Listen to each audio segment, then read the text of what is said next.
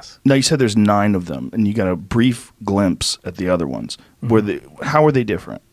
Oh, they looked completely different. One looked like I called a Jell-O mold, and it looked like a classic Jell-O mold with the rippled sides to it. One was a very flat disc, like like a straw hat or something like that. That was sitting up on its edge, and the thin part of it it looked like a projectile had been fired through the edge of it. So I don't know if they were attempting to see if the metal could be penetrated, or if that's where the thing came from. Maybe it was shot down. But that was the only one where I saw there was, actual physical damage to it. And that one was roughly the same size? They were kind of too far away to tell. And there was several teams that were working on the propulsion system, so there was different teams that were working on these different aircrafts? I don't know. I could only assume. Right.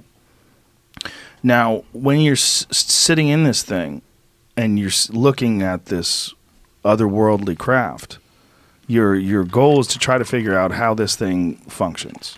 Your goal is to try to figure out how this reactor, but you would imagine they would give you more time than just one day to check that out. Oh, it wasn't one day. Right. Yeah, Barry was there. I think Barry was sleeping there. I'm sure they had. Now, that isn't weird. Up at the Tonopah test range where they work on stealth fighters, you go, I think, 3 weeks on, 1 week off, and you stay up there too. So it's not weird to stay up at the test site. Right. So, I think he pretty much, and he acted like he's been up there for a long time. Yeah. But he's still there. Yeah. Who knows? Do you have contact with this guy? No. Oh, no. I wish I did. I kind of thought he was going to come out after I did. Right. And I think I took so much flack and it's so much shit for what went on. I think I wound up helping security there, and everybody became afraid of, doing or saying anything after that. So what kind of reports did you have to give? So you're not making much progress, right? You're just trying to figure out what this thing is, and it seems impossible. Well, we didn't personally make them. We were always – there was never a lot of information that we gained. The guy, you would call him our supervisor, his name was Dennis Mariani, and kind of a military-looking guy. And he would routinely pop in, during the day and, hey, what's going on, guys? And he would essentially relay any information, anything new we came up with.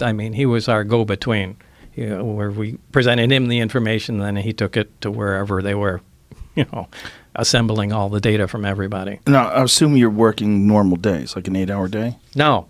No? No, it was really weird that I would be only called in on certain times and certain days. And they would be weird hours, too. Most of the time was later in the evening. I can get a call at 11 o'clock at night, and they'll say, it's now 11 o'clock. By 11:45, you need to be at the McCarran terminal, and, we'll let you know when we have more information. But what did you do while you were there? If you're looking at this object, this reactor, and you can't figure out what it is or how it works, other than the fact that it works on this element that we don't even know about. Sure. The thing was what you do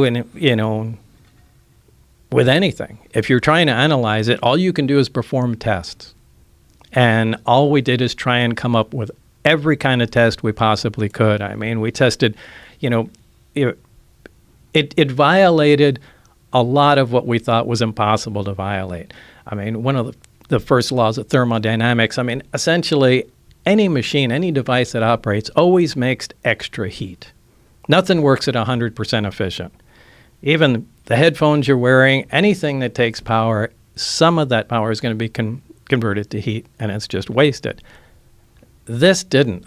We looked at, back then we had infrared cameras. They're different today, but back then you had to pour liquid nitrogen into the camera to cool the sensor down and get these infrared images you've seen.